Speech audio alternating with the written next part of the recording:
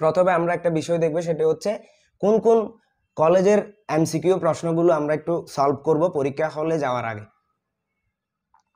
এখানে টপ 10 কলেজের এমসিকিউ গুলো তোমরা একটু দেখে নিবা, সময় থাকলে সবগুলো দেখবা, আর যদি সময় না থাকে এখান থেকে কমপক্ষে 5টা কলেজের এমসিকিউ তোমরা সমাধান করে দেখবা। এখানে যে 10টি কলেজ আছে, এখানে অনেক বোর্ডের কলেজগুলো অনেক বোর্ডের সাথে কমন আছে, আবার অনেক বোর্ডের সাথে কমন নেই, কিন্তু এগুলো হচ্ছে সবগুলো বোর্ডের সাথে এই প্রশ্নগুলোর মিল আছে। অর্থাৎ এই প্রশ্নগুলো যদি সমাধান করো তাহলে সবগুলো বোর্ডের প্রায় সকল এমসিকিউ সমাধান করা হয়ে যাবে। আর এখানে বোর্ড কোয়েশ্চন থেকে 2022-এর ঢাকা বোর্ড, রাজশাহী বোর্ড, সিলেট এবং 21 সালের বোর্ডের দিনাজপুর, চট্টগ্রাম এবং কুমিল্লা, 19 সালের কুমিল্লা, বরিশাল, সিলেট। এর পরেও যদি যাদের এই বিষয়গুলো আগে থেকে করা আছে অথবা এগুলো অনেকে সলভ করছে, তারা নিজ নিজ বোর্ডের 2019 সালের এবং 21 সালের প্রশ্নগুলো সলভ করে দেখবা। যদি এগুলো করার পরে সময় থাকে, সময় না থাকলে যাদের সময় কম তারা শুধু এই অংশটা সলভ করলে হবে, আর যাদের সময় আরেকটু বেশি আছে তারা এই অংশটা সহ সলভ করবা। আর যদি পারো নিচের অংশটাও সলভ করবা। নিচের অংশটা তেমন দরকার নাই, যদি সময় থাকে ইচ্ছে হয় তখন তোমরা এটা সলভ করবা। চলো তাহলে আমরা অধ্যায় ভিত্তিক এমসিকিউর জন্য গুরুত্বপূর্ণ টপিকগুলো জেনে নিই। প্রথমে হিসাব বিজ্ঞান প্রথম বছর প্রথম অধ্যায় হিসাব বিজ্ঞান পরিচিতি, এমসিকিউ এর গুরুত্বপূর্ণ টপিক সমূহ। এখানে হিসাব বিজ্ঞানের উদ্দেশ্য থেকে প্রশ্ন আসতে পারে, বিপরীত হিসাব সমূহ থেকে প্রশ্ন আসতে পারে, হিসাব তথ্যের ব্যবহারকারী, লেনদেনের প্রামাণ্য দলিল, চালান, নোট, ভাউচার, ক্যাশ মেমো, হিসাব সমীকরণের পরিবর্তন, হিসাব সমীকরণের গাণিতিক সমস্যাগুলো এবং হিসাব বিজ্ঞানীদের সংগঠন, ডিগ্রি, আইন, ধারা সম্পর্কিত বিভিন্ন এমসিকিউ তোমরা ইতিপূর্বে লক্ষ্য করেছো বিভিন্ন বোর্ড পরীক্ষা এসেছে। এখান থেকে কিন্তু এই অংশের প্রশ্নগুলো চলে আসবে, অর্থাৎ প্রিভিয়াস ইয়ার কোয়েশ্চন থেকে চলে আসে। এখন আমরা এই 7টা টপিক একটু বিশদভাবে জানার চেষ্টা করব। এখানে প্রথম টপিকটা হচ্ছে হিসাব বিজ্ঞানের উদ্দেশ্য। হিসাব বিজ্ঞানের মুখ্য অথবা প্রধান উদ্দেশ্য হচ্ছে হিসাব তথ্যের ব্যবহারকারীদের নিকট তথ্য সরবরাহ করা। আর প্রাথমিক উদ্দেশ্য, প্রাথমিক বা এখানে প্রাথমিক না দিয়ে গৌণও দিতে পারে। মুখ্য বা প্রধান যে কথা, প্রাথমিক বা গৌণ একই কথা, তাহলে অনেক সময় প্রাথমিক না দিয়ে গৌণ উদ্দেশ্য দিতে পারে। তো এখানে লেনদেন লিপিবদ্ধ করা, বিশ্লেষণ করা, শনাক্তকরণ। হিসাব বিজ্ঞানের মূল ভিত্তি দুতরফা দাখিলা পদ্ধতি, আর হিসাব রক্ষণের মূল ভিত্তি হচ্ছে কি লেনদেন। এরপরে হিসাব সমীকরণের পরিবর্তন নিয়ে আমরা একটু জানবো। আমরা জানি মৌলিক হিসাব সমীকরণ সমান হচ্ছে a সমান l প্লাস ওই। এই সমীকরণটাতে প্রতিটি লেনদেন দুইভাবে পরিবর্তন ঘটাতে পারে, এখানে একবার অথবা এই দুটো উপাদান থেকে যে কোনো একবার, অথবা এখানে দুইবার, উইতে দুইবার। অর্থাৎ আমরা আরেকটু যদি বিস্তারিতভাবে জানতে চাই, এখানে দেখো গুণ বা কাঠামোগত পরিবর্তন, নিট বা পরিমাণগত পরিবর্তন। দেখো হিসাব সমীকরণে সমান চিহ্নের যে কোনো এক পাশে যদি দুইবার পরিবর্তন হয় তখন সেটাকে আমরা বলবো গুণ বা কাঠামোগত পরিবর্তন। সেই পরিবর্তনটা এও দুইবার হইতে পারবে, অথবা উইতেও দুইবার হইতে পারবে, অথবা একবার এলে আর একবার উইতে। এখানেও কিন্তু এক পাশে হচ্ছে, দুইটা উপাদানে হচ্ছে নাকি একটা উপাদানে হচ্ছে এটা ফ্যাক্ট না, ফ্যাক্ট হচ্ছে সমানের এক পাশে হচ্ছে কিনা। এক পাশে পরিবর্তন হলে তাকে গুণ বা কাঠামোগত পরিবর্তন, আর সমানের উভয় পাশে যদি পরিবর্তন হয় একটা লেনদেনের ফলে, অর্থাৎ ধরো ধারে আসবাবপত্র ক্রয় 50,000 টাকা, তাহলে আসবাবপত্র বাড়ছে আর দায় বেড়ে গেছে, এটা কিন্তু একবার সমানের এক পাশে আর একবার অন্য পাশে। এটা হচ্ছে নিট বা পরিমাণগত পরিবর্তন। এটা একপক্ষীয় পরিবর্তন, এক পক্ষে দুইবার পরিবর্তন হবে, আর এটা হচ্ছে এক পক্ষে একবার করে করে টোটাল দুইবার পরিবর্তন হবে। অবচয় ধার্য করা হলে হিসাব সমীকরণের পরিবর্তন ঘটে কোথায়? অবচয় ধার্য করা হলে সম্পদ হ্রাস পায়, সম্পদ কমে যাবে, আর অবচয় হচ্ছে এক ধরনের ব্যয় বেড়ে যাবে, তাহলে ব্যয় বাড়লে মালিকানা সত্ত্ব কমে যায়। তাহলে এখানে এ এবং উই উপাদানে পরিবর্তন ঘটবে। আরেকটু যদি বিশদভাবে প্রশ্নটা দেওয়া থাকতো, আরেকটু চেঞ্জ করে দিলে এখানে হ্রাস থাকতো অথবা উই হ্রাস থাকতো, তখন সেটাকে আমরা অপশন হিসেবে দেখাতে পারতাম, অথবা বহুপদীতে দিলে এইভাবে দুইটা আনসারই আমাদের উত্তর হিসাবে নিতে হবে। এবার আসো আরো কয়েকটি আমরা জাবেদা দেখে নিই হিসাব সমীকরণের পরিবর্তন সংক্রান্ত। এখানে পণ্য উত্তোলনের ফলে আমরা জানি উত্তোলন ডেবিট, ক্রয় ক্রেডিট। উত্তোলন ডেবিট হলে উত্তোলনের ফলে মালিকানা সত্ত্ব কমে যায়, আর ক্রয় ক্রেডিট হলে মালিকানা সত্ত্ব বেড়ে যায়। ক্রয় কখন ক্রেডিট হয়? ক্রয় কমে গেলে। ক্রয় হচ্ছে এক ধরনের ব্যয়, ব্যয় বাড়লে ডেবিট, কমে গেলে ক্রেডিট। তাহলে ক্রয় ক্রেডিট, এখানে মালিকানা সত্ত্ব বৃদ্ধি পাচ্ছে কারণ ব্যয় কমলে মালিকানা সত্ত্ব বাড়ে। এটি সমীকরণের দুইবারই একটা উপাদানে পরিবর্তন, অথবা যে কোনো এক পাশে পরিবর্তন। দেখো এক পাশে বলতে এখানে এলো হতে পারবে, উইতে হতে পারবে, অথবা দুইবারই এতে হতে পারবে। এটা হচ্ছে এক পাশের পরিবর্তন, কিন্তু আজকে দুইটাই উইতে হয়েছে, এটাও এক পাশের পরিবর্তন।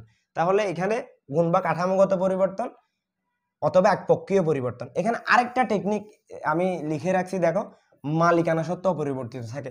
অর্থাৎ এই লেনদেনটার ফলে একবার উই হ্রাস পায় আর একবার উই বৃদ্ধি পায়, তাহলে একবার বৃদ্ধি একবার হ্রাস, তাহলে মালিকানা সত্ত্ব আসলে এখানে কোনো পরিবর্তন হচ্ছে না, কারণ সমজাতীয় টাকা দ্বারা একবার মাইনাস হচ্ছে, সমজাতীয় টাকা দ্বারা আরেকবার প্লাস হচ্ছে, এই জন্য। এরপরে নিচের লেনদেন মুনাফাবিহীন বিক্রয়।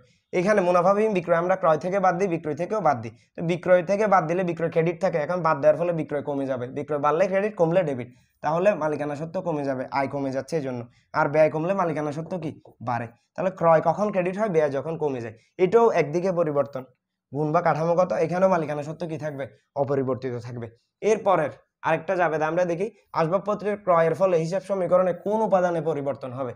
আসবাবপত্র ক্রয়, এখানে কিছু বল নাই, তার মানে এটা সম্পত্তি ক্রয় করছে নগদ টাকা দিয়ে, তাহলে নগদ টাকা দিয়ে সম্পদ কিনলে একবার সম্পত্তি বাড়বে, আরেকবার নগদ নামক সম্পদ হ্রাস পাবে, তাহলে দুইবারই এক পাশে না, সমানের এক পাশে না, একটাতে হতে পারবে অথবা এক পাশে হলে হবে, যে কোনো এক পাশে, তাহলে এটাও কি গুণ বা কাঠামোগত পরিবর্তন।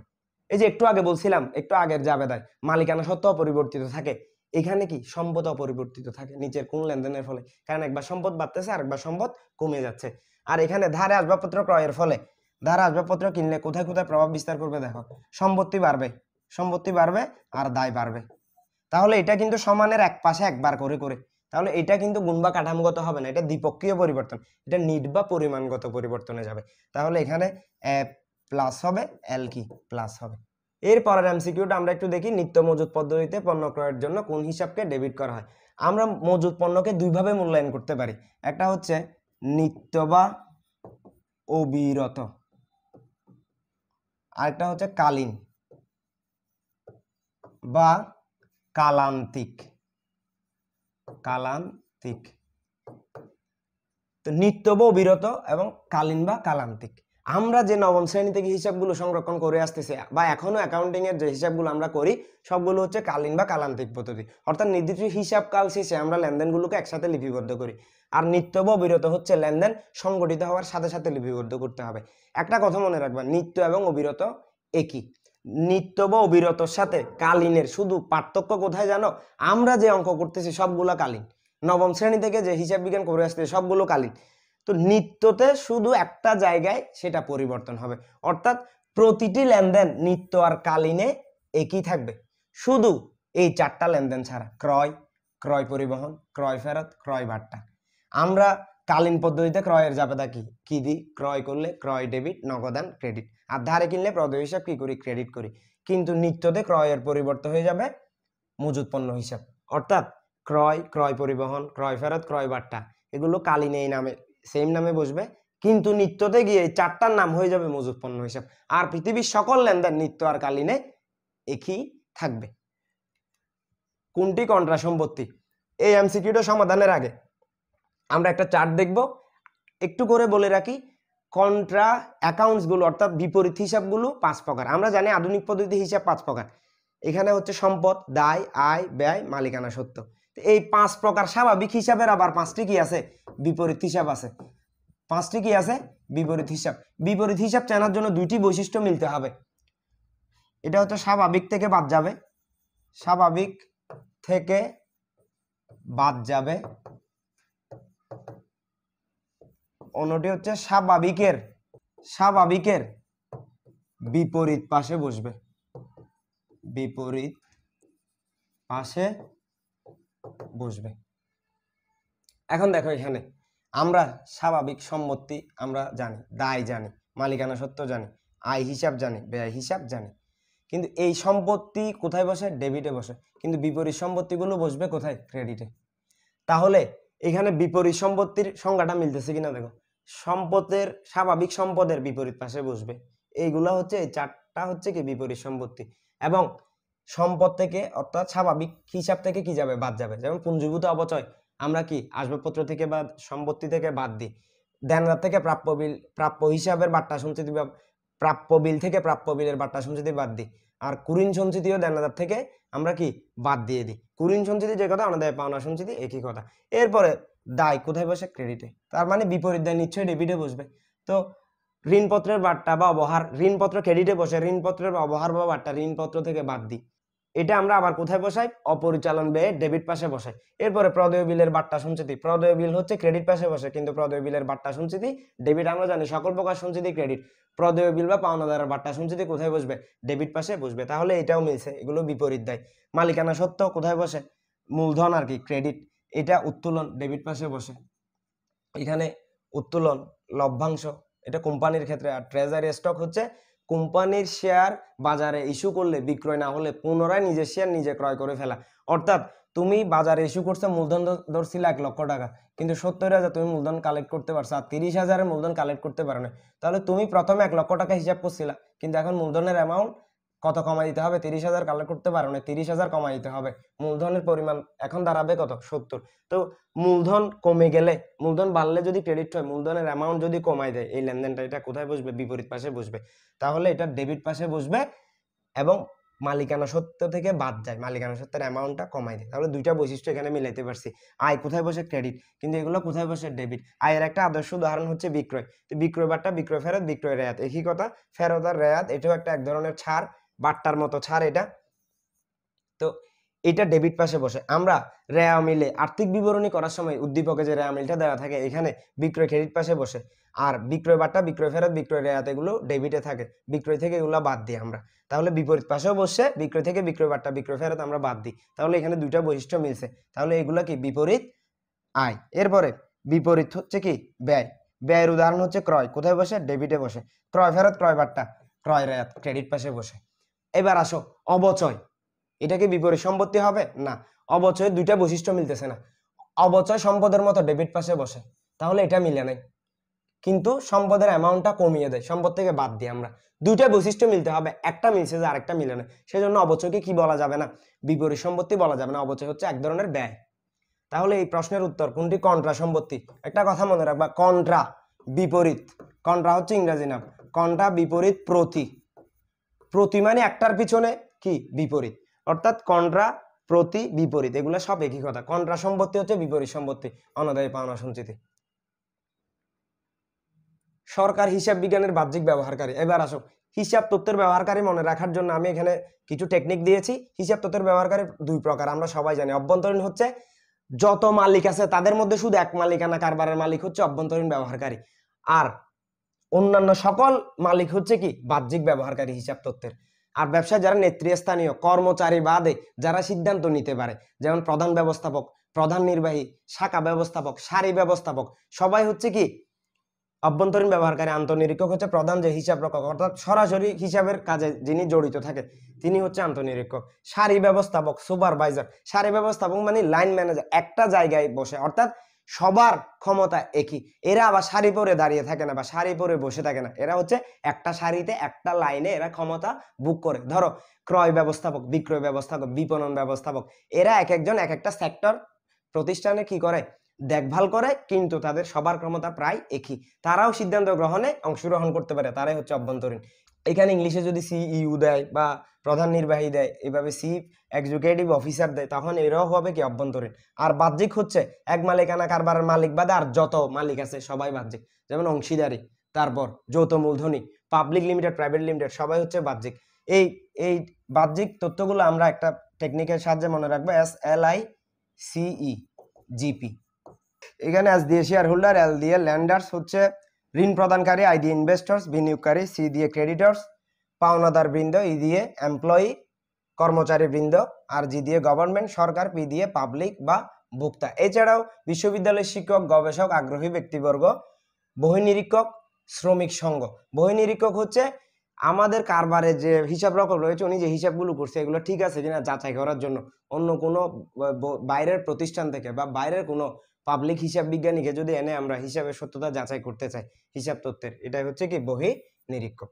হিসাব বছরের শুরুতে ব্যবসায় সম্পদের পরিমাণ ছিল 900 টাকা এবং স্বত্বাধিকার 818। সারা বছর সম্পত্তি বৃদ্ধি পেয়েছে 60 টাকা, দায় হ্রাস পেয়েছে 20 টাকা, বছর শেষে স্বত্বাধিকারের পরিমাণ কত? এটা হিসাব সমীকরণ থেকে এরকম অসংখ্য এমসিকিউ বিভিন্ন প্রতি বছর বোর্ড পরীক্ষা এসে থাকে। এখানে সম্পদের পরিমাণ 900, স্বত্বাধিকার ছিল 818, দায় দেওয়া নাই। আমরা জানি সম্পদ আর এই দুই পাশ উভয় পাশ কি হইতে হবে? সমান হইতে হবে। তাহলে এখানে আর 82 টাকা হচ্ছে কি দায়। এখন সম্পদ বৃদ্ধি পেয়েছে, সম্পদ আমরা জানি সম্পদ বাড়লে কি বাড়ে? মালিকানা সত্ত্ব বাড়ে। আর দায় হ্রাস পেয়েছে, দায় হ্রাস পেলেও মালিকানা সত্ত্ব কি বৃদ্ধি পায়।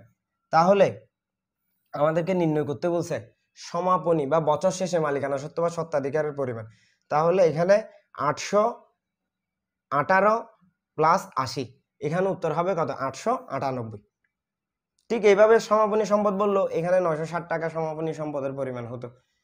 অন্যান্য বোর্ড পরীক্ষায় প্রশ্ন আসেনি, যদি এই বছর দিয়ে দেয়। একটু করে এই বিষয়টা একটু খেয়াল করো, প্রতিটি লেনদেন আমরা দুইভাবে লিপিবদ্ধ করতে পারি। অর্থাৎ একটা কারবার দুইভাবে হিসাব লিপিবদ্ধ করতে পারি। একটা হচ্ছে বকেয়া ভিত্তি আর একটা হচ্ছে কি নগদ ভিত্তি। একটা উদাহরণের মাধ্যমে আমরা দুইটা বিষয় ক্লিয়ার করব। আদনান জানুয়ারি 5 তারিখে, একটা উদাহরণের মাধ্যমে আমরা দুইটা বিষয় ক্লিয়ার করব। জানুয়ারি 5 তারিখে আদনানের নিকট হতে ক্রয় 1 লক্ষ টাকা, যার 30% নগদে 70% ধারে। এখানে যদি প্রতিষ্ঠান বকেয়া ভিত্তিতে হিসাব রাখে 5 তারিখ কত টাকা লিখবে? একটা কথা মনে রাখবে, বকেয়া ভিত্তি মানে আবার শুধু ধারের গুলো লিখবে না। বকেয়া ভিত্তি মানে বকেয়া প্লাস নগদে সংগঠিত হওয়া লেনদেন যখনই সংগঠিত হবে সাথে সাথে লিখবে। অর্থাৎ বকেয়া ভিত্তিতে প্রতিষ্ঠান হিসাব রাখলে ওই 5 তারিখই ধারে আর বকেয়ার দুইটা অংশই একসাথে লিখে ফেলবে এরা। আর যদি প্রতিষ্ঠান নগদ ভিত্তিতে হিসাব রাখে তখন শুধু নগদের 30,000 টাকাটাই 5 তারিখ লিখবে। ওই অন্যান্য যে 70,000 টাকা বকেয়া আছে সেই 70,000 টাকা 10 তারিখ কিন্তু তুমি আদনানকে কি পরিশোধ করছো, ওই 10 তারিখই ওই প্রতিষ্ঠান আবার কি এই টাকাগুলা 70,000 টাকাগুলো লিপিবদ্ধ করবে। তাহলে বকেয়া ভিত্তিতে বকেয়া এবং নগদ যেদিন সংগঠিত হবে সেদিন সাথে সাথে লিখবে, আর নগদান ভিত্তিতে শুধু নগদের অংশটা যেদিন হবে সেদিন লিপিবদ্ধ করবে। আশা করছি এই বিষয়টা ক্লিয়ার। এবার দেখো এখানে আমরা যে টপিকগুলো লিখেছিলাম এগুলো সবগুলোই মোটামুটি আমরা আলোচনা করেছি। এখানে একটা বিষয় আমরা আলোচনা করিনি, হিসাব বিজ্ঞান নির্দেশ সংগঠন ডিগ্রি আইন ধারা সম্পর্কিত ডাটা।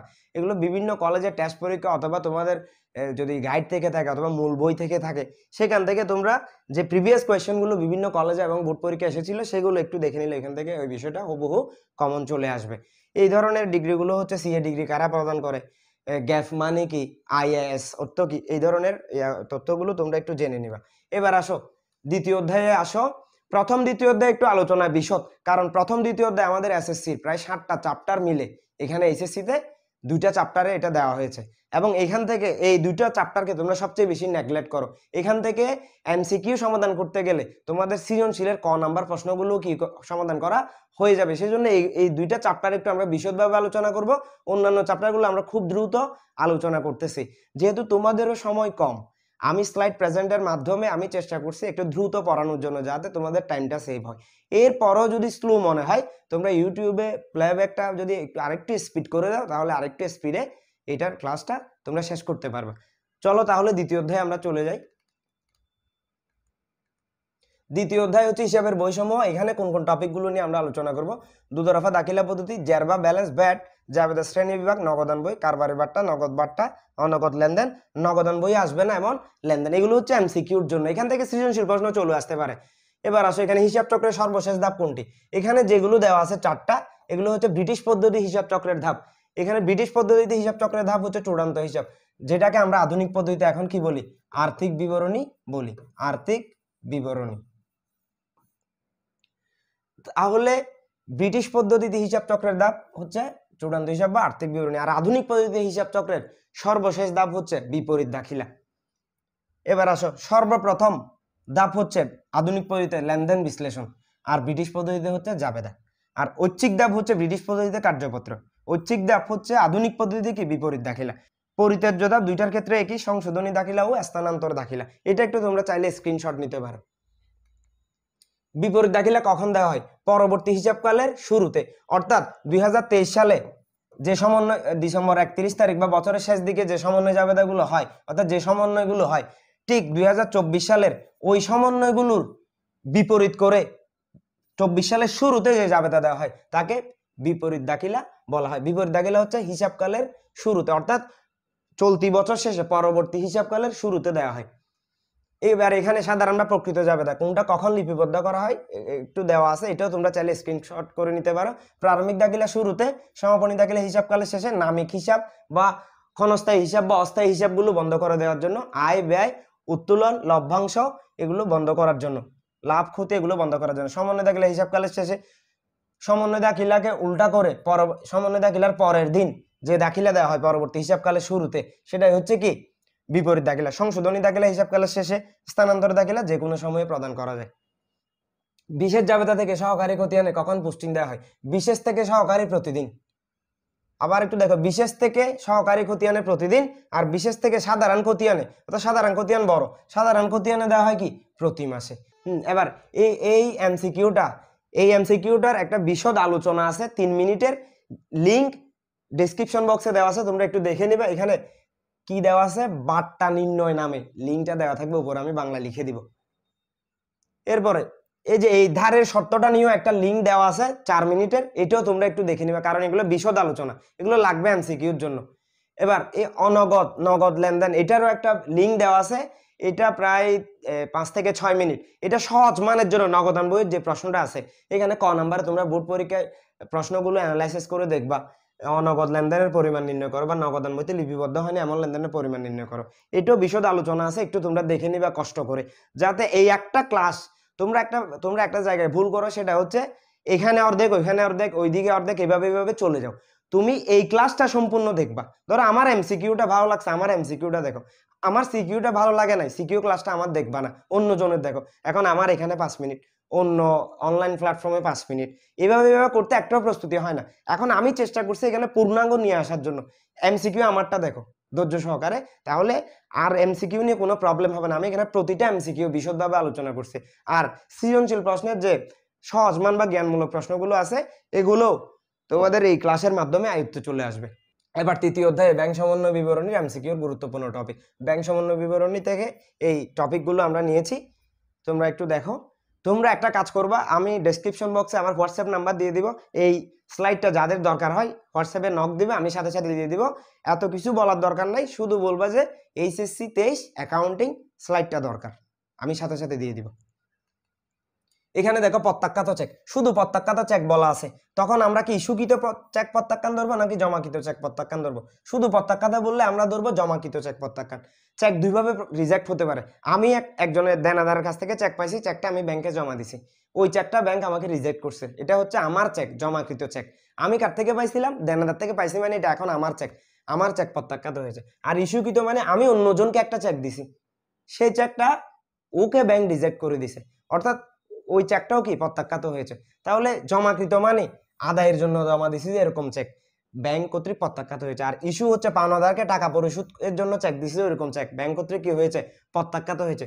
তাহলে চেক প্রত্যাখ্যান হওয়ার 3-4টা কারণ আছে। এটা হচ্ছে তারিখের তারতম্য, তারিখ যদি ধরো তারিখ 6 মাসের বেশি হয়ে গেছে, কারণ একটা বৈধ চেকের মেয়াদ 6 মাস বা 180 দিন, এর অতিরিক্ত হয়ে গেলে চেকটা কি ব্যাংক রিজেক্ট করে দিবে। স্বাক্ষরের মিল না থাকলে, যে আমাকে স্বাক্ষর দিছে এই স্বাক্ষরের মিল না থাকলে, অথবা আমাকে চেক দিছে 5000 টাকা, কিন্তু যে আমাকে চেক দিছে তার অ্যাকাউন্টে টাকা আছে 500 টাকা, তাহলে অপর্যাপ্ত তহবিলের কারণে চেকটা কি প্রত্যাখ্যাত হইতে পারে। অথবা আরো জালিয়াতি হলে, যে আমাকে চেক দিছে বা তোমাকে চেক দিছে ওর ওই ব্যাংকে অ্যাকাউন্টই নেই। এই যে ব্যাচেলর পয়েন্ট টিমের একটা নতুন নাটক, এমন একটা চেক দিয়ে যায় কিডনি নিয়ে, ওই ধরনের ব্যাংক বাংলাদেশেই কি নাই। ঠিক এরকম ওই ধরনের ব্যাংক বা ওই ব্যাংকে যদি ওই ব্যক্তির অ্যাকাউন্ট না থাকে, তাহলে কি করতে পারবে না, চেকটা ব্যাংক আর তোমাকে দিতে পারবে না চেকের টাকাটা, তো সেই জন্য ব্যাংক তোমাকে রিজেক্ট করে দিবে। এবার আসো, ব্যাংক সমন্বয় বিবরণী কে তৈরি করে? ব্যাংক সমন্বয় বিবরণী তৈরি করা হচ্ছে আমানতকারী, অর্থাৎ যিনি টাকা জমা রাখে, ব্যবসায়ী। কারণ ব্যাংক অনেক বড় প্রতিষ্ঠান, ব্যাংকের ভুলগুলো শুদ্ধ করার এত দরকার পড়ে না। এখানে মূলত দরকারটা কার বেশি? যে প্রতিষ্ঠান ছোট তার দরকার বেশি, সেজন্য এটা আমানতকারী বা ব্যবসায়ী, অর্থাৎ যিনি নগদান বই তৈরি করা হয় পূর্ণ প্রকাশ নীতি অনুযায়ী, এবং ব্যাংক সমন্বয় বিবরণী প্রস্তুত করা হয় প্রতি মাসের শেষে। এরপরে আসো এনএসএফ মানে হচ্ছে নট সাফিসিয়েন্ট ফান্ড। এই এমসিকিউটা জানার আগে আমরা এখানে 3টা ডাটা একটু ভালো করে জানবো। ইস্যুকৃত চেক প্রত্যাখ্যান, যে কথা, পাওনাদারকে প্রদত্ত চেক প্রত্যাখ্যাত হয়, একই কথা। বকেয়া চেক, অপরিশোধিত চেক বা আউটস্ট্যান্ডিং চেক, একই কথা। আর আদায়ের জন্য জমাকৃত চেক প্রত্যাখ্যাত চেক শুধু এনএসএফ। বাউন্স চেক, এগুলো একই কথা। অর্থাৎ এনএসএফ চেক মানে হচ্ছে জমাকৃত চেক কি হওয়া, প্রত্যাখ্যাত হওয়া। জমাকৃত চেক প্রত্যাখ্যাত হওয়া। আমি চেক জমা দিছি, প্রত্যাখ্যান হয়ে গেছে। ট্রানজিটে জমা, পরিবহনাধীন জমা, ডেপোজিট ইন ট্রানজিট। ট্রানজিটে জমা এই অংশটা ক নাম্বার প্রশ্নের জন্য তোমাদের গুরুত্বপূর্ণ, ব্যাংক সমন্বয় বিবরণীর ক্ষেত্রে এরকম বিভিন্ন কলেজ পরীক্ষা, বোর্ড পরীক্ষা এরকম প্রশ্ন হয়েছে। ট্রানজিটে জমা মানে হচ্ছে তুমি একটা চেক জমা দিতে যাচ্ছ নগদান বইতে লিখে, অর্থাৎ তোমার কারবারে যে বইটা থাকে সেই বইটা নগদান বই। তুমি 20,000 টাকার একটা চেক নিয়ে ব্যাংকে চেকটা জমা দিতে আসছো, এখানে তোমার কারবার, এই জায়গায় হচ্ছে তোমার ব্যাংক। এখানে আস্তে আস্তে বিকেল 4টা হয়ে গেছে, ওই দিন ছিল ডিসেম্বরের 31 তারিখ, মাসের শেষ তারিখ বা জানুয়ারির 31 তারিখ, বিকেল 4টা হয়ে গেছে, ব্যাংক বন্ধ। তো ওই মাসের মধ্যে তুমি আস্তে আস্তে এখানে বাড়ি, তোমার ঘর থেকে বের হয়ে ব্যাংকে আস্তে আস্তে এই জায়গায় ট্রাফিক জ্যাম লেগে 4টা বেজে গেছে, যার কারণে চেকটা ব্যাংকে আর জমা হয়নি। তো এই যে প্রতিমধ্যে জমা, ট্রানজিটে জমা বা পরিবহনাধীন চেক বা ট্রানজিটে জমা, ডেপোজিট ইন ট্রানজিট, প্রতিমধ্যে জমা। তোমরা অনেক সময় একটা কথা শুনে থাকবা, বাংলাদেশ ভারতকে ট্রানজিট সুবিধা প্রদান করেছে। এটার মানে হচ্ছে বাংলাদেশ ভারতকে বাংলাদেশের পথগুলো ব্যবহারের সুবিধা প্রদান করেছে। আর এটা অ্যাকাউন্টিং এর ক্ষেত্রে ট্রানজিটে জমা মানে চেক পথে আটকায় থাকা। তাহলে আমি 20,000 টাকার চেক ব্যাংকে জমা দিতে পারি নাই, এটা তাহলে এখানে ট্রানজিটে জমার পরিমাণ 20,000। কিন্তু আমি এখানে দুইটা চেক নিয়ে বের হয়েছি, একটা 8,000, একটা 12,000। তো আমি একটা 8,000 জমা দিতে পারছি, আরেকটা আরেক ব্যাংকে জমা দিব, তাহলে 12,000টা জমা হয়নি। এখানে ট্রানজিটে জমা হবে যেটা জমা হয়নি সেটা। এরপর আসো ব্যাংক কর্তৃক ব্যবহৃত ডিএম মানে কি। ব্যাংক কর্তৃক ব্যবহৃত দলিল ডিএম মানে কি, ডেবিট মেমোরেন্ডাম। এটা হচ্ছে ডেবিট মেমোরেন্ডাম, ক্রেডিট মেমোরেন্ডাম মনে রাখার জন্য। ব্যাংকে হ্রাস পেয়েছে কিন্তু নগদে লেখা হয়নি, এগুলো ডেবিট মেমোরেন্ডাম। অর্থাৎ পাস বইয়ে ডেবিট হচ্ছে এগুলো কমে যায়, আর পাস বইয়ে বাড়লে আমরা কি করি, ক্রেডিট করি। পাস বইয়ে, নগদান বইয়ে বাড়লে হচ্ছে ডেবিট, কিন্তু নগদান বইয়ে কমে গেলে ক্রেডিট। তাহলে পাস বই এবং নগদান বইয়ের মধ্যে সমমুখী সম্পর্ক নাকি বিপরীত সম্পর্ক? বিপরীত সম্পর্ক। তাহলে যেসব লেনদেনের ফলে ব্যাংকে টাকা কমে যায় এগুলো ডেবিট মেমোরেন্ডাম, কিন্তু নগদে লেখা হয় না। যেসব লেনদেনের ফলে ব্যাংকে টাকা বৃদ্ধি পায় কিন্তু নগদে লেখা হয় না, এগুলো ক্রেডিট মেমোরেন্ডাম।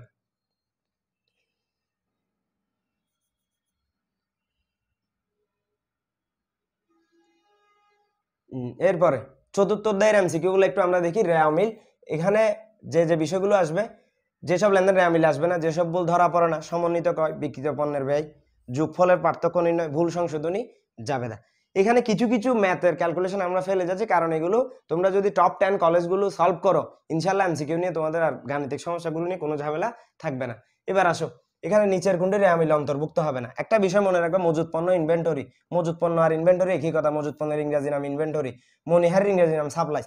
এই দুটি লেনদেনের ক্ষেত্রে সমাপনী ব্যালেন্স আসে না, কিন্তু প্রারম্ভিক আসে। এই দুটি লেনদেন ছাড়া পৃথিবীতে যত লেনদেন আছে সবগুলোর সমাপনী আসে, কিন্তু প্রারম্ভিক আসে না, ওইটার বিপরীত। এখন আজকে দেখো এখানে তাহলে নিচের কোনটি রেওয়া মিলে অন্তর্ভুক্ত হবে না। এখানে প্রারম্ভিক ব্যাংক ব্যালেন্স, কারণ প্রারম্ভিক মজুদ পণ্য আসে, সমাপনী ব্যাংক ব্যালেন্স আসে, সমাপনী নগদ তহবিল আসে। আবার সমন্বিত ক্রয় নামক লেনদেন রেওয়া মিলে থাকলে বা অন্তর্ভুক্ত করতে বললে রেওয়া মিলটা ব্যতিক্রম হয়ে যায়, তখন এটা সব সময় একই থাকবে, তখন এটা চেঞ্জ হয়ে যাবে। সমন্বিত ক্রয় থাকলে সমাপনী মজুদ আর সমাপনী মনিহারি এখন আসে না, তো তখন আসবে। তখন কি আসবে না, প্রারম্ভিক, এই দুইটার প্রারম্ভিক, অর্থাৎ প্রারম্ভিক মজুদ পণ্য আর প্রারম্ভিক মনিহারি বা সাপ্লাইস কি আসবে না। তাহলে এইখানে আমরা প্রথমে বলছিলাম সমাপনী মনিহারি বা সমাপনী মজুদ পণ্য রেওয়া মিলে আসবে না, এগুলো হচ্ছে সমাপনী মনিহারির অপর নাম কি, অব্যবহৃত মনিহারি। কিন্তু এই দুইটা কখন আসবে, যদি রেওয়া মিলটা ব্যতিক্রম হয়। সমন্বিত ক্রয় রেওয়া মিলে থাকলে এই দুইটার সমাপনী ব্যালেন্স আসবে, কিন্তু প্রারম্ভিক ব্যালেন্স এই দুইটার আসবে না। এই যে এই নিচের অংশটা সব সময় একই থাকবে, স্বাভাবিকও একই, ব্যতিক্রমও একই থাকবে। এবার এখানে দুইটা ম্যাথ, এখান থেকে গাণিতিক সমস্যা আসবে, তিনটা যদি আসে বা দুইটা যদি আসে, একটা আসবে হয়তোবা সমন্বিত ক্রয়ের সূত্র থেকে, নয়তোবা বিক্রিত পণ্যের ব্যয়ের সূত্র থেকে, আরেকটি আসবে যোগফলের পার্থক্য নির্ণয় থেকে, 4টা এমসিকিউ মধ্যে। তাহলে আরেকটা আসবে যে রেওয়া মিলে যে সব ভুল ধরা পড়ে না, এই অংশ থেকে আসতে পারে। এবার আসো, এখানে বিক্রিত পণ্যের ব্যয় একটা হচ্ছে ব্যয় সূত্র, এখান থেকে ম্যাথ দিতে পারে। বিক্রিত পণ্যের ব্যয় আমরা সবাই জানি, তা আমরা এতগুলো সূত্র মুখস্থ করব না। বিক্রিত পণ্যের ব্যয়ের ডাটাগুলো যদি দেওয়া থাকে, আমাদের সরাসরি বিক্রিত পণ্যের ব্যয় নির্ণয় করতে না বললে, যদি বলে যে সমাপনী মজুদ নির্ণয় করো, তখন আমরা এটা এই পাশে নিয়ে আসবো। এটা হচ্ছে ভিত্তি, প্রথমটা হচ্ছে ভিত্তি সূত্র। এখান থেকে সমাপনী মজুদ পণ্য এই পাশে আনলে মাইনাস সাইনে ছিল প্লাস হয়ে যাবে, আর এখানে এই অংশটা এতটুকু পর্যন্ত নিচে বসে যাবে। বিক্রিত পণ্যের ব্যয় এই পাশে আছে, এটা এই পাশে আনলে কি প্লাস সাইন কি হয়ে যাবে, মাইনাস সাইনে রূপান্তরিত হবে। এরপরে দ্বিতীয়টা এখানে প্রারম্ভিক মজুদ যদি নির্ণয় করতে বলে ওই উপরেরটা থেকে নির্ণয় করব। প্রারম্ভিক মজুদ এই পাশে আসলে মাইনাস হবে, প্রারম্ভিক মজুদ ছাড়া আর সম্পূর্ণ অংশটা সমাপনী মজুদ পণ্য সহ এতটুকু এখানে বসাই দিব, এই যে বসাই দিছি। আর এদিকে বিক্রিত পণ্যের ব্যয় যেটা ছিল সেটা মাইনাস হয়ে যাবে। তো অনেকে বলো ভাই এখানে মাইনাস কেমন উত্তর আসবে, এখানে এটা মাইনাস প্রারম্ভিক মজুদ বা মাইনাস 1,20,000 এরকম উত্তর আসবে। তো মাইনাসে মাইনাসে কাটা দিলে প্রারম্ভিক মজুদ সমান 1,20,000। ঠিক এটাকেও আমরা এইভাবে ক্যালকুলেশন করে এই ভিত্তি সূত্রটাকে ধরে এখান থেকে আমরা ক্রয় বার্তা, ক্রয় ফেরত, ক্রয় সবগুলো আমরা চাইলে নির্ণয় করতে পারি পক্ষান্তর করে করে। এবার আসো 325 টাকার জায়গায় 352 টাকা লেখা হয়েছে, এটা কোন ধরনের ভুল? লেখার ভুল। এবার আসো রেয়া মিলে, এখানে আমি 1 2 3 4 5 6 ধরনের পার্থক্যের ভুলগুলো, যোগফলের পার্থক্যের ভুলগুলো আমি দেখাচ্ছি, একটু ভালো করে খেয়াল করে এটা একটু স্ক্রিনশট করে নেবা। হিসাবের যার 100 টাকা রেয়া মিলে দুইবার লেখা হয়েছে, এখানে কোথায় লিখছে, ডেবিটে লিখছে না ক্রেডিটে লিখছে বলা নাই, তার মানে 100 টাকা একই পাশে 100 টাকা দুইবার লিখছে, তাহলে এখানে 100 টাকা অফিসিয়ালি লিখার কথা, আরেকবার তুমি ভুল করে লিখছো, তাহলে পার্থক্য হবে কত? 100 টাকা। এবার একটি হিসাবে যার 100 টাকা যার রেয়া মিলে বসানো হয়নি, এখানে 100 টাকা লিখার কথা তুমি লিখো নাই, তাহলে পার্থক্য হবে 100 টাকা।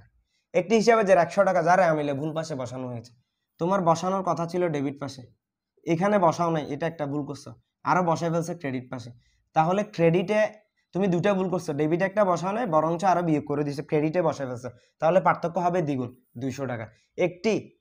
একটি হিসাবে যার 100 টাকা যার রেয়া মিলে ভুল পাশে দুইবার, তাহলে এর আগেরটা ভুল পাশে একবার, এখানে ভুল পাশে কয়বার? দুইবার, একবার দুইবার, তাহলে এখানে 100 এখানে 100 এখানে 100 লিখো না, তাহলে পার্থক্য হবে 300 টাকা। একটি হিসাবে যার 50 টাকা যার রেয়া মিলে 75 টাকা লেখা হয়েছে, রেয়া মিলের পার্থক্য কত হবে? এখানে ভুল পাশে লিখছে বলে নাই, সমজাতীয় পাশে লিখছে, 50-এর স্থলে কত লিখছে? যে 75, তাহলে পার্থক্য হবে 25 টাকা। একটি হিসাবে যার 50 টাকা রেয়া মিলে ভুল পাশে 75, ভুল পাশে লিখলে যেটা দেওয়া আছে এটার সাথে যেটা ভুল লিখছে সেটা যোগ করে দিবে, তাহলে এখানে 125 টাকা হবে। তো এটা একটু তোমরা স্ক্রিনশট করে রাখো, এখান থেকে একটা এমসিকিউ আসতে পারে। এরপরে বিক্রয়ের উদ্দেশ্যে আসবাবপত্র ক্রয় 5,000 টাকা ভুলবশত আসবাবপত্র হিসাবে লিপিবদ্ধ করা হয়েছে। বিক্রয়ের উদ্দেশ্যে যদি আসবাবপত্র ক্রয় করে, আসবাবপত্র ডেবিট হবে না, ক্রয় ডেবিট হবে।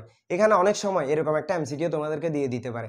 জনাব রহিম একজন আসবাবপত্র ব্যবসায়ী, তিনি কিছু আসবাবপত্র ক্রয় করেন। তা আসবাবপত্র ব্যবসায়ী আসবাবপত্র কেন ক্রয় করবে? বিক্রয়ের উদ্দেশ্যে। তো এখানে প্রথমে দেয়া থাকবে আসবাবপত্র হিসাব ডেবিট, ক্রয় হিসাব ডেবিট। তো অনেকে বেশিরভাগ আসবাবপত্র হিসাব ডেবিট দেখায় দিবে, এটা হচ্ছে বিক্রয়ের জন্য কিনছে, যেহেতু উনি আসবাবপত্রই বিক্রি করে, সেজন্য এটা একটু খেয়াল করে দেখাবে, এরকম এমসিকিউ আসতে পারে পরীক্ষায়। তাহলে এই ভুল সংশোধনী জাবেদাগুলো সমাধানের জন্য একপক্ষীয় এবং দ্বিপক্ষীয় ভুল সমাধানের জন্য আমি একটা ভিডিও লিঙ্ক ডেসক্রিপশনে দিয়ে দিচ্ছি, তোমরা এই লিঙ্কটা একটু দেখে নেবা, এটা সর্বোচ্চ 2 মিনিট থেকে 3 মিনিটের একটা ভিডিও। এবার আসো সপ্তম অধ্যায়ে, এখানে আমাদের আর এটা সহ 3টা চ্যাপ্টার আছে, এই 3টা চ্যাপ্টারে এত বিশদ আলোচনা নাই, তোমরা একটু ভালো করে খেয়াল করো। সপ্তম অধ্যায় কার্যপত্র, এমসিকিউর জন্য গুরুত্বপূর্ণ টপিক, সমন্বয় জাবেদা, সমাপনী জাবেদা, বিপরীত, মুনাফা জাতীয় মূলধন জাতীয় লেনদেন এবং গাণিতিক এমসিকিউ। এখানে সমাপনী জাবেদার পর কোন হিসাবের যা শূন্য হয়, সমাপনী জাবেদার মাধ্যমে নামিক, ক্ষণস্থায়ী বা অস্থায়ী হিসাবগুলো বন্ধ করা হয়, আয় ব্যয়, লাভ ক্ষতি, উত্তোলন বা লভ্যাংশ। তাহলে এখানে বকেয়া বেতন, এটা হচ্ছে দায়, অগ্রিম ভাড়া, সম্পদ, পুঞ্জীবিত অবচয়, বিপরীত সম্পত্তি, বীমা প্রিমিয়াম ব্যয়, এই ব্যয়ের হিসাবটা বন্ধ করা যাবে। এখান থেকে আরেকটা প্রশ্ন আসতে পারে, যার থেকে একটি হিসাব বা একটি লেনদেন, একটি হিসাব কয় ধরনের জ্যার প্রদর্শন করতে পারে? ডেবিট, ক্রেডিট, শূন্য, 3 ধরনের জ্যার প্রদর্শন করতে পারে। আর সম্পদ এবং ব্যয় স্বাভাবিক অবস্থায় ডেবিট জ্যার প্রদর্শন করে, আর আয়, দায়, মালিকানা সত্য স্বাভাবিক অবস্থায় কি জ্যার প্রদর্শন করে? ক্রেডিট জ্যার প্রদর্শন করে। উত্তোলন ডেবিট জ্যার প্রদর্শন করে। এবার আসো, মোট প্রাপ্ত কমিশন 5,000 টাকার মধ্যে 2,000 টাকা পরবর্তী বছরের মুনাফা জাতীয়, তাহলে 5,000 টাকার মধ্যে 2,000 টাকা যদি পরবর্তী বছর হয়, এই বছরের কত? 3,000 টাকা। মূলধন জাতীয় ব্যয়ের উদাহরণ যন্ত্রপাতির সংস্থাপন ব্যয়, আর যন্ত্রপাতি ক্রয়ের জাহাজ ভাড়া, আর যন্ত্রপাতি যেটা মেরামত করছে এটা মূলধন না, এটা হচ্ছে মুনাফা জাতীয় ব্যয়। অর্থাৎ এখানে আমি একটা টেকনিক লিখে দিয়েছি, নতুন ক্রয়কৃত যন্ত্রপাতির মেরামত ব্যয় মূলধন জাতীয় ব্যয়, পুরাতন বা পূর্বে ক্রয়কৃত যন্ত্রপাতি, এটা তো এমন স্বাভাবিক কাজ, স্বাভাবিক, অর্থাৎ পুরাতনগুলোকে মেরামত করতে হয়, এটা মুনাফা জাতীয়। কিন্তু নতুন যন্ত্র সহজে মেরামত করতে হয় না, কিন্তু নতুন যন্ত্র কারবার আনতেছো, তখন কোনো কারণে অ্যাক্সিডেন্ট হয়েছে বা কোনো কারণে নষ্ট হয়ে গেছে অ্যাক্সিডেন্টলি, তখন এটা অস্বাভাবিক, এটা কি করতে হয়, মেরামত করতে, এটা মূলধন। অস্বাভাবিক হলে এটা মূলধন হবে, স্বাভাবিক কার্যগুলো কি মুনাফা জাতীয় হবে। এবার আসো 1 নভেম্বর তারিখে 6 মাসের জন্য অগ্রিম ভাড়া প্রদান করা হয়েছে 9000 টাকা। এর জন্য 31 ডিসেম্বর 2016 তারিখে সঠিক জাবেদা কোনটি হবে? এখানে প্রথমে আমরা স্বাভাবিক জাবেদাটা কিরকম দিয়েছিলাম, 6 মাসের জন্য অগ্রিম ভাড়া প্রদান করছিলাম আমরা। তাহলে অগ্রিম ভাড়া যখন প্রদান করছিলাম, অগ্রিম ভাড়া ডেবিট করছিলাম আমরা, অগ্রিম ভাড়া ডেবিট, নগদান হিসাব কি আমরা ক্রেডিট করছিলাম। এখন এখানে 6 মাসের জন্য অগ্রিম ভাড়া প্রদান করছে 31 ডিসেম্বর, এটা নভেম্বর মাসে প্রদান করছে, তাহলে নভেম্বর আর ডিসেম্বর, এখানে 2 মাসের টাকা চলে যাবে। তাহলে 9000কে যদি আমরা 6 দিয়ে ভাগ করি, 9000কে যদি আমরা 6 দিয়ে ভাগ করি তাহলে 1500 টাকা করে আসে। এখন 2 মাস মেয়াদ উত্তীর্ণ হয়ে গেছে, 2 মাসের টাকা কি অগ্রিম ভাড়ার পরিমাণ মেয়াদ উত্তীর্ণ হয়ে যাবে। তাহলে অগ্রিম ভাড়াটা কিসে রূপান্তরিত হবে, ভাড়া হিসাব ডেবিট 3000, আর অগ্রিম ভাড়া কমে যাচ্ছে, সম্পদ কমে যাচ্ছে, এখন অগ্রিম ভাড়া ক্রেডিট হবে 3000। তাহলে এটাই হচ্ছে সঠিক জাবেদা। এখানে এরকম দেওয়া আছে কিনা দেখো, ভাড়া ডেবিট, অগ্রিম ভাড়া ক্রেডিট, এটাই হচ্ছে কি উত্তর। এরপরে এই দুইটা এমসিকিউ নিয়ে তোমরা অনেক বেশি কনফিউশনে থাকো, এটা একটু ভালো করে খেয়াল করো। রেয়া মিলে অফিস সাপ্লাইস 1300 টাকা, সমাপনী সাপ্লাইস 600 টাকা। অফিস সাপ্লাইস হচ্ছে আমরা সম্পদ ধরবো, অফিস সাপ্লাইস হচ্ছে কি, যদি অফিস সাপ্লাইস বলা থাকে সেক্ষেত্রে আমরা সম্পদ ধরবো, শুধু সাপ্লাইস বলা থাকলে সেক্ষেত্রে আমরা ব্যয় ধরবো। সম্পদের ক্ষেত্রে আমরা ব্যবহৃত অংশের জাবেদা দিব। 1300 টাকার সাপ্লাইস নিয়ে আমি ব্যবসা শুরু করছিলাম, এটা সম্পত্তি ছিল।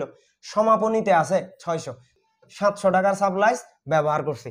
তাহলে এখানে সম্পদটা কিসে রূপান্তরিত হবে, আমার ব্যয়ে রূপান্তরিত হবে, ব্যয় বাড়ছে, সাপ্লাইস খরচ ডেবিট, আর অফিস সাপ্লাইস বা সাপ্লাইস হিসাব কি ক্রেডিট হবে 700 টাকা।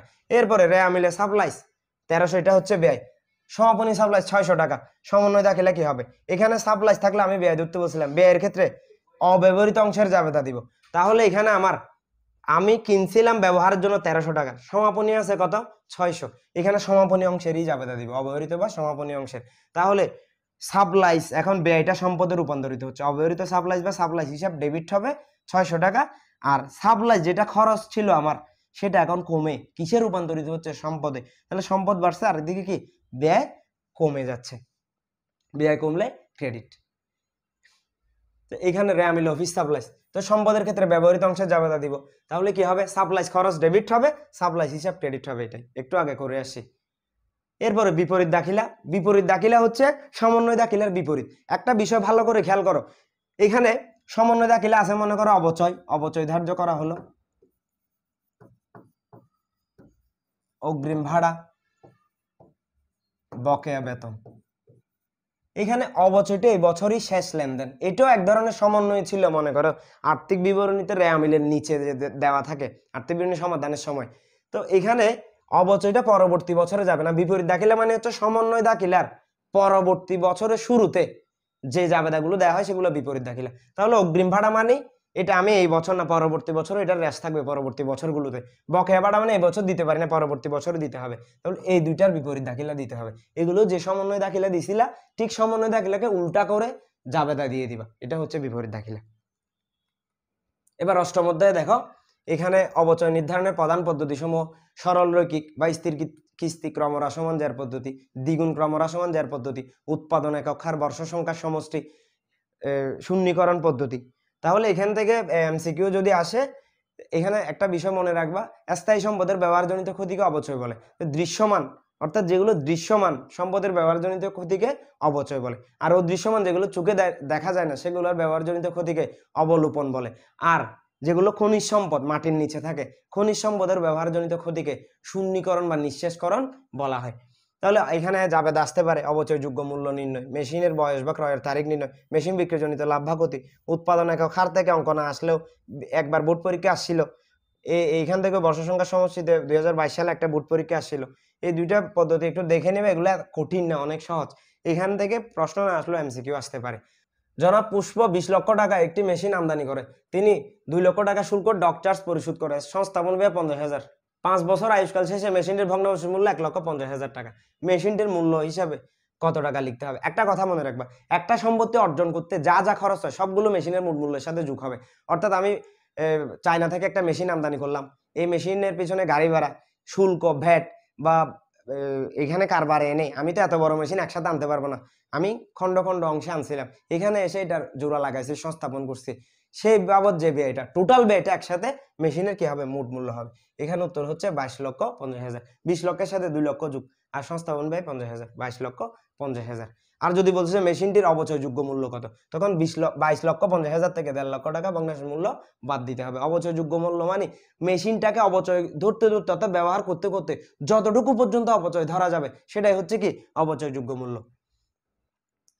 এই যে এখানে বর্ণিত শুল্ক ডক্টর সেটা মূলধন জাতীয় হবে, এটা সম্পত্তির সাথে কি হবে যোগ হবে। সম্পত্তি ক্রয়ের চালানি মূল্য, শুল্ক, পরিবহন, সংস্থাপন, ক্রয়ের ভ্যাট সহ সব মূল্যের যোগফলকে সম্পত্তির ক্রয় মূল্য বলে। এই যে একটু আগে বলছি, এখানে এটা নিয়ে অনেক বেশি কনফিউশন আছে তোমাদের, এটা পাঞ্জেরিতেও আছে, লেকচারও আছে, এটা একটু ভালো করে খেয়াল করো। এই যে মনে করো এটা একটা রেওয়া মিল, তো রেওয়া মিলে কি আমরা রেওয়া মিলের যে উদ্দীপকটা দেওয়া থাকে সেখানে আমরা চলতি বছরের কাজগুলা করি না। চলতি বছরের কাজগুলা করার জন্য রেওয়া মিলটা আমরা আর্থিক বিবরণীর একটা উদ্দীপক হিসাবে নিয়ে আসি। আর্থিক বিবরণীতে গিয়ে আমরা অবচয়, সুদ, বিনিয়োগের সুদ, ঋণের সুদ, পরিচালনা, আয় ব্যয় এগুলা হিসাব করি। তো এখানে আমাকে হিসাব করতে হবে 2016 সালের এটা রেওয়া মিল, তার মানে এখানে 2016 সালের অবচয়ের কাজ এখনো আমি করি নাই, কারণ অবচয়ের কাজগুলো আমরা করি যে আর্থিক বিবরণীতে। তো রেওয়া মিল আগে নাকি আর্থিক বিবরণী আগে? এটা রেওয়া মিল আগে। রেওয়া মিল মানে এখনো আমি এই বছরের কাজ করি নাই, তার মানে এখানে যে অবচয়টা দেওয়া আছে 80,000-এর 10% করে ধরলে 8,000 করে, 8,000 গুণ 3, তার মানে এখানে 3 বছরের টাকা আছে, অর্থাৎ 24,000 ভাগ 3 দিলেও আমরা অবচয় 8,000 টাকা করে প্রতি বছর পাই। কিন্তু এই অবচয়ের টাকাটা হচ্ছে 16 বাদ এর আগের 3 বছরের, তাহলে এর আগের 3 বছর হচ্ছে 15, 14, 13। তো আমরা মেশিনটা 13 সালে ক্রয় করেছি। অনেক বইতে এখানে 14 দেওয়া আছে 16 সহ ধরে, এটার কিন্তু সঠিক ব্যাখ্যা হচ্ছে এটাই, তোমরা এভাবে কিন্তু পরীক্ষা আনসার করবা। এবার আসবাবপত্রের ক্রয় মূল্য 2 লক্ষ টাকা, অবশিষ্ট মূল্য 10,000, অবচয়যোগ্য মূল্য কত, অর্থাৎ অবশিষ্ট মূল্য হচ্ছে ভগ্নাবশেষ মূল্য, তাহলে 2 লক্ষ থেকে 10,000 বাদ দিলে 1,90,000। এই সূত্রের মাধ্যমে এখন একটু আগে যে সমস্যাটা সমাধান করলাম এই সকল সমস্যা আমরা সমাধান করতে পারবো। অবচয়যোগ্য মূল্য বেশ সূত্র, সেটার থেকে এই দুইটা সূত্র আমরা নির্ণয় করতে পারবো। যদি বলে যে ভগ্নাবশেষ মূল্য কত, ভগ্নাবশেষ মূল্য এই পাশে নিয়ে আসবে, প্লাস হয়ে যাবে, এটা হুবহু নিচে বসবে, এখানে যেটা ছিল সেটা ওই পাশে চলে যাবে। ঠিক এটাকেও আমরা পক্ষান্তর করে সমাধান করলাম। এখানেও বহিমূল্য সমান সম্পদের ক্রয় মূল্য মাইনাস পুঞ্জীভূত অবচয়, পুঞ্জীভূত অবচয় সমান সম্পদের ক্রয় মূল্য মাইনাস বহিমূল্য। আমরা মুখস্থ করবো যে এই দুইটা, শুধু এই দুইটা থাকলে একটা থেকে দুইটা করে করে 4টা সূত্র নির্ণয় করা যাবে। কি একটি যন্ত্রের ক্রয় মূল্য 75,000, আয়ুষ্কাল 5 বছর, যন্ত্রটির বর্ষ সংখ্যার সমষ্টি কত?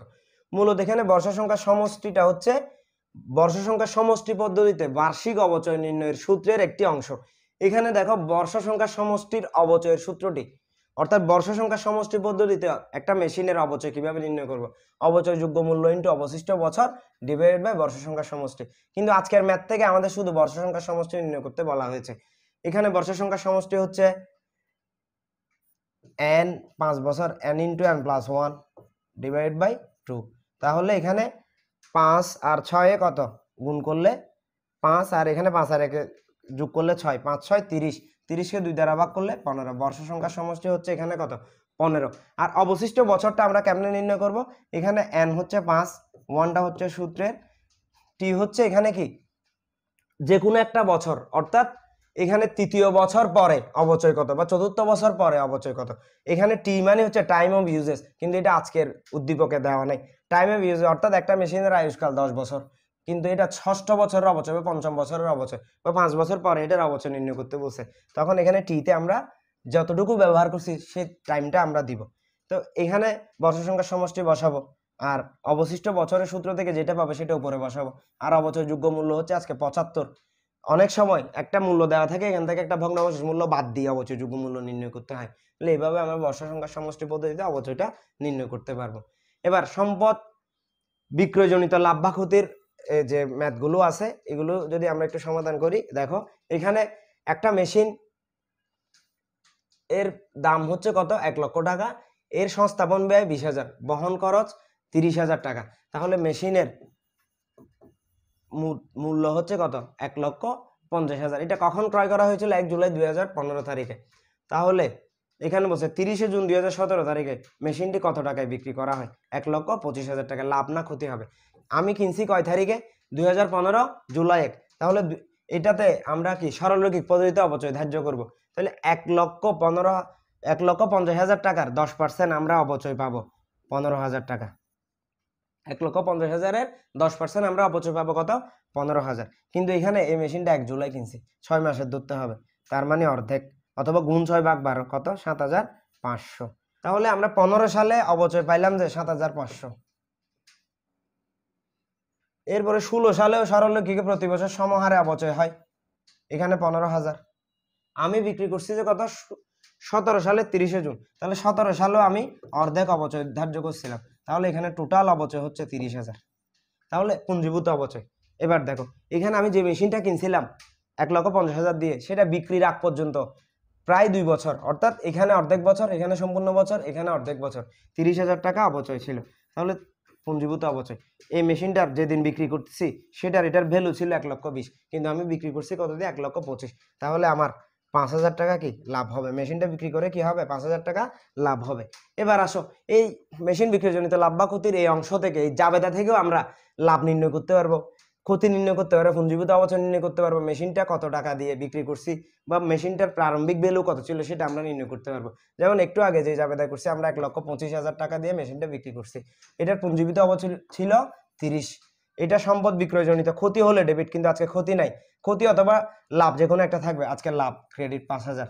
আর সম্পদটা আমরা কত দিয়ে ক্রয় করছিলাম? 1,50,000। তাহলে উভয় পাশে যোগ করলে এখানেও 1,55,000, এখানেও দেখো 1,55,000। এখন যদি তোমাদেরকে বলে প্রারম্ভিক সম্পদ কত ছিল, তাহলে তিনটা যদি আমাদের উদ্দীপকে দেওয়া থাকে এটা আমরা সহজে নির্ণয় করতে পারবো। অথবা মেশিনটির পুঞ্জীভূত অপচয় কত ছিল, তাহলে এই দুইটা যোগ করে এটা যদি বিয়োগ করে দিই পুঞ্জীভূত অপচয় পাওয়া যাবে।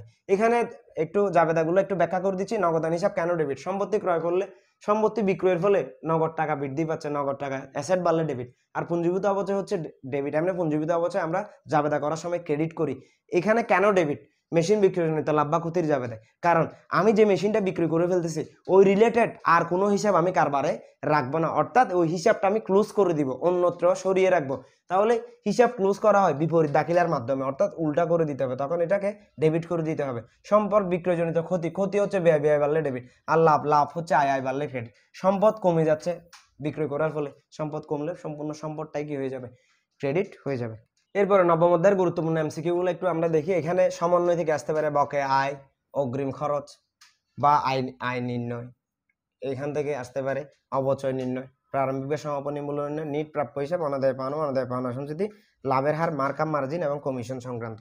অর্থাৎ এখানে সমন্বয় বা ম্যাথ করতে গিয়ে যে এমসিকিউ গুলো আসে বিশেষ করে এগুলাই আসবে এখানে। এবার আসো অনুপার্জিত সেবা আয়ের পরিমাণ 50,000 টাকা, যার 5/2 অংশ উপার্জিত হলে হিসাবকাল শেষে চলতি দায়ের পরিমাণ কত? এখানে আমি সেবা না দিয়ে টাকা নিয়ে নিছি 50,000, সেখান থেকে 2 অংশ আমি কি অর্জন করেছি, তাহলে 20,000 টাকা। এখানে 5 দ্বারা ভাগ করব, 2 দ্বারা গুণ করব, তাহলে 30,000 টাকায় হচ্ছে আমার কি চলতি দায়। এখানে যেহেতু 50,000 দেওয়া আছে, এখানে আরেকটা শূন্য হবে অপশনে, তাহলে 30,000 টাকাই হচ্ছে কি চলতি দায়। আর মুনাফা জাতীয় আয় কত যদি বলে, তখন উত্তর হবে কত? 20,000। এবার আসো এখানে একটি ব্যবসায়ের আর্থিক অবস্থা, প্রাপ্য হিসাব 20,000, প্রদেয় হিসাব 18,000, বিবিধ সম্পত্তি 50,000, মজুত পণ্য 24,000। অন্যদিকে 2016 সালে 31 ডিসেম্বর তারিখের উদ্ধৃতগুলো প্রাপ্য হিসাব 25, প্রদেয় হিসাব 12, সারা বছর ধরে বিক্রয় 25, পাওনাদার 18,000 টাকা পরিশোধ। 2016 সালের 1 জানুয়ারি তারিখে মূলধনের পরিমাণ কত হবে? এখানে মূলধন হচ্ছে প্রারম্ভিকে যে সম্পদগুলো আছে, এখানে 20,000 আর বিবিধ সম্পত্তি 50, 20 আর 50-এ 70,000। 70-এর সাথে যদি মজুত পণ্য প্রারম্ভিকটাও সম্পদ, অর্থাৎ প্রথমে যে মজুত পণ্য নিয়ে ব্যবসা শুরু করা হয় এটাও মালিকানা সত্ত্বের সাথে কি করা হয়? ক্যালকুলেশন করে ফেলা হয় 24,000। তাহলে 70,000-এর সাথে 24,000 যোগ করলে 94,000। 94,000 থেকে প্রদেয় হিসাবটা আমাদেরকে কি দিতে হবে? বাদ দিতে হবে। তো 94,000 থেকে যদি আমরা 18,000 বাদ দিয়ে দিই তাহলে উত্তর হচ্ছে কত? 76,000। এখানে অনিশ্চিত ব্যয় হচ্ছে কি সম্পদ। আমি ব্যয় করছি 3 বছরের জন্য, অর্থাৎ ভাড়া আমি 3 বছরের জন্য প্রদান করছি 60,000 টাকা, এখানে প্রতি বছর 20,000 টাকা করে। তাহলে এই ব্যয়টার এখনো মেয়াদ শেষ হয়নি, অর্থাৎ আমি অগ্রিম ব্যয় করে ফেলছি, এটা হচ্ছে আমার জন্য কি সম্পদ। আর যদি অনিশ্বাসিত আয় থাকে তখন এটা হবে দায়, অর্থাৎ আমি সেবা না দিয়ে, অনুপার্জিত আয়ের মতো সেবা না দিয়ে টাকাটা অগ্রিম নিয়ে ফেলছি। এখানে এবার তিনটি সমন্বয়ের কাজ দেখাচ্ছি, এখান থেকেও পরীক্ষা এমসিকিউতে আসতে পারে। ইজারা সম্পদের প্রারম্ভিক মূল্য নির্ণয়, এটা হবে মূল্য। শেয়ার ও দেয়া সুনামের সাথে সমন্বয় করা চালানি কারবার প্রেরিত পণ্য। প্রথমে আমরা ইজারা সম্পদের প্রারম্ভিক মূল্যটা নির্ণয় করব। ইজারা সম্পদ এটা রেয়ামিল 31/12/21 সালের বর্তমান রেয়ামিল, কিন্তু ইজারা সম্পদটা দেওয়া শুরু হয়েছিল 1/7/19 তারিখে। কয় বছরের জন্য? 10 বছরের জন্য। কিন্তু বর্তমানে চলে যে কি 21 সাল, 21 সালের আমরা এখনো রেয়ামিল দেওয়া আছে, তার মানে 21 সালের টাকা এখনো এখানে ক্যালকুলেশন করা হয়নি। 21 সাল বাদে বাকিগুলো আমরা ক্যালকুলেশন করছি। 20 সাল ক্যালকুলেশন করছি, 19 সালে 6 মাস, 20 সালে সম্পূর্ণ বছর, কারণ 19 সালের মাঝামাঝিটা দেওয়া হয়েছিল। তাহলে এটা 10 বছর এর জন্য 19 সালের মাঝামাঝি দেওয়া হয়েছিল, তখন ভ্যালু ছিল 10 বছরের জন্য, কিন্তু এখানে আমরা অলরেডি 1.5 বছর ব্যবহার করে ফেলছি। তার মানে আমরা কত বছর আর আমাদের অবশিষ্ট আছে? 8.5 বছর। এখানে যে টাকাটা দেওয়া আছে এটা 8.5 বছরের। এখানে 21 সালের এখনো আমরা ক্যালকুলেশন করি নাই, কারণ রেয়ামিলে আমরা ক্যালকুলেশন করি না, আর্থিক বিবরণীতে আমরা ক্যালকুলেশন করি। এখানে বলা আছে এটি একটি রেয়ামিল, তার মানে 8,50,000-কে 8.5 দ্বারা ভাগ করব আমরা, অর্থাৎ এখানে 8 লক্ষ যে 50,000 টাকা দেওয়া আছে এটা 1.5 বছর বাদ দেওয়ার পরে, মানে 8.5 বছরে। তাহলে গড়ে 1 লক্ষ টাকা করে আমরা পাই। তো 1 লক্ষকে যদি 10 দ্বারা গুণ করে দাও, তাহলে এখানে আমরা প্রারম্ভিক মূল্যটা পেয়ে যাব। অর্থাৎ প্রারম্ভিক মূল্য কত? এখানে 10 লক্ষ টাকা। আমরা একটু যদি শুদ্ধি পরীক্ষা করে দেখি বিষয়টা, শুদ্ধি পরীক্ষা করলে এখানে 10 লক্ষ থেকে আমরা এই প্রথম বছরের 6 মাস, অর্থাৎ 19 সালে 6 মাসের, তো বছরে যদি 1 লক্ষ হয় অবচয় বা অবলোপন, প্রথম বছরে 50,000, তো 20 সালে তো সম্পূর্ণ বছর ব্যবহার করছে, এখানে 1 লক্ষ, তাহলে এখানে 8.5 লক্ষ টাকা ঠিকই আসে। দেখো, কারণ আমরা এখানে 1.5 বছরের টাকা বাদ দেওয়ার পরে এই টাকাটা পাইছি। এরপরে সুনাম শেয়ার অধিকারের সাথে সমন্বয়পূর্বক অবলোপন করো, অথবা শেয়ার অধিকার সুনামের সাথে সমন্বয়পূর্বক অবলোপন করো। এই দুইটা সমন্বয়ের কাজ প্রায় একই। এখানে একটা বিষয় মাথায় রাখবা, যেটা ফিগারটা ছোট সেটাই বাদ যাবে এবং সেটার ব্যালেন্স 0 হয়ে যাবে। এখানে সুনাম বড়, শেয়ার অধিকার ছোট। অনেক সময় শেয়ার অধিকার বড়, সুনাম ছোট হতে পারে। এটা একটু দেখো, এখানে দেওয়া আছে সুনাম লিখছি আমরা, সুনাম হচ্ছে সম্পত্তির পাশে, শেয়ার অধিকার দায়ী মালিকানা সত্ত্বের পাশে আমরা লিখছি। শেয়ার অধিকার থেকে বাদ দেওয়ার সময় বিপরীত নামটা লিখবো, সুনাম দ্বারা অবলোপন 30,000 টাকা। এখানে শূন্যটা কোথায় যাবে? বাইরে কলামে যাবে, অথবা কিছু না বসালে সমস্যা নেই। এখানে সুনাম 1 লক্ষ টাকা, এখানে এর বিপরীত নামটা দ্বারা বাদ দিতে হবে, শেয়ার অধিকার দ্বারা অবলোপন 30,000, 70,000 টাকা এখানে দ্বিতীয় কলামে বসাতে হবে। অর্থাৎ অনেক সময় সুনাম 0 হবে, অনেক সময় শেয়ার অধিকার 0 হবে। যে অংশটা ছোট সেই টাকাটা বাদ যাবে, কিন্তু বাদ দেওয়ার সময় নাম লিখতে হবে শেয়ার অধিকার থেকে, নাম লিখতে হবে সুনাম দ্বারা অবলোপন, আর সুনাম থেকে বাদ দেওয়ার সময় নাম লিখতে হবে শেয়ার অধিকার দ্বারা অবলোপন। এটা একটা গুরুত্বপূর্ণ সমন্বয়। এখানে আসো এবার, এখানে যে সর্বশেষ যে অংশটা আছে, চালানি কারবারের প্রেরিত পণ্য 10,000 টাকা, চালানি কারবারের কমিশন 2%, চালানি পণ্য বিক্রয় 12,000 টাকা, চলতি সম্পদের পরিমাণ কত? এখানে একটা কথা বলে রাখি, তুমি ধরো একটা জায়গায় ব্যবসা করো, কিন্তু অন্য একটা বিভাগে তুমি কিছু বই বিক্রি করতেছো, তুমি হচ্ছে বই বিক্রেতা, কিন্তু তুমি যে জায়গায় আসো সেই জায়গায় বসে অন্য জায়গায় বই বিক্রি করা সম্ভব না। তো তুমি একজন প্রতিনিধির মাধ্যমে কিছু বই অন্য বিভাগে পাঠাচ্ছ, তো তুমি যে বইগুলো পাঠাচ্ছ সেগুলোর দাম 10,000, সে কিন্তু তোমাকে এখনো টাকা দেয় নাই। তুমি তাকে বলছো যে আমাকে কোনো টাকা দিতে হবে না, তুমি 10,000-এর বাইরে যত দিয়ে বিক্রি করতে পারো তার উপর 2% হারে তুমি কি পাবা? কমিশন পাবা। অর্থাৎ বিক্রয় মূল্যের উপরই চালানি কারবারিকে কি দিতে হবে? কমিশন দিতে হবে। অর্থাৎ যে তোমার বইগুলো বিক্রি করতে নিয়ে যাবে তোমার প্রতিনিধি হিসাবে, তাকে কমিশন দিতে হবে বিক্রয় মূল্যের উপর। তাহলে এখানে কমিশন বাদ দেওয়ার পরে যে টাকাটা থাকে, সেই অবশিষ্ট টাকাটা সে কারবারে এসে তোমাকে ফেরত দিবে। এটা একটু আমরা কাজটা একটু দেখি। এখানে দেখো, চালানি কারবার, এটা আর্থিক বিবরণীতে ক নাম্বার প্রশ্নও দিতে পারে, এমসিকিউতেও দিতে পারে, বা সমন্বয়ও দিতে পারে। চালানি কারবারের প্রেরিত পণ্যের বিক্রয় মূল্য 12,000, এটার বিক্রয় মূল্যের উপর 2% কমিশন 240, এটা কিভাবে? চালানি প্রতিনিধি। আর চালানি কারবারি তোমাকে তোমার কারবারে এসে এগুলো বিক্রি করার পর ওর টাকাটা রেখে বাকি কত টাকা ফেরত দিবে? 11,760 টাকা ফেরত দিবে। চালানি কারবারের প্রেরিত পণ্যের ক্রয় মূল্য 10,000 টাকা। তাহলে ওই পণ্যগুলো বিক্রি করে তোমার আসলে প্রকৃত লাভ হয়েছে কত? 1,700 টাকা। এখানে আর্থিক অবস্থার বিবরণীতে বা এই সমন্বয়টা থেকে কয়টা লেনদেন কোন কোন জায়গায়, কোন কোন লেনদেন কোন জায়গায় যাবে, এটা একটু দেখো। এখানে চালানি কারবার প্রেরিত পণ্যের মুনাফা পরিচালনায়, কি আয়? পরিচালনায়। আর চালানি কারবারের নিকট প্রাপ্য, এটা আমরা কোথায় লিখবো? চলতি সম্পদ। কারণ তুমি ওর থেকে পাবে, এখনো তোমাকে দেয়। শুধু এই দুইটা লেনদেনই বসবো, অন্য লেনদেনগুলো বসবে না। লাভের হার নির্ণয় মার্কআপ মার্জিনের এই কৌশলটা এটা অনেক বেশি গুরুত্বপূর্ণ। এখান থেকেও এমসিকিউ আসতে পারে। এই রিলেটেড এমসিকিউ সমাধানের জন্য এখানে এক ক্লাসে হবে না, এই ক্লাসটা অনেক বেশি লেন্দি হয়ে যাচ্ছে, সেজন্য এখানেও একটা ভিডিও ডেসক্রিপশনে আমি লিঙ্ক দিয়ে দিচ্ছি, তোমরা এটা একটু দেখে নিবে। আর যদি আগে থেকে জানা থাকে মার্কআপ মার্জিনের কাজটা, এই যে লাভের হার নির্ধারণ, এটা যদি আগে থেকে জানা থাকে তাহলে তোমরা এটা আর দেখার দরকার নেই।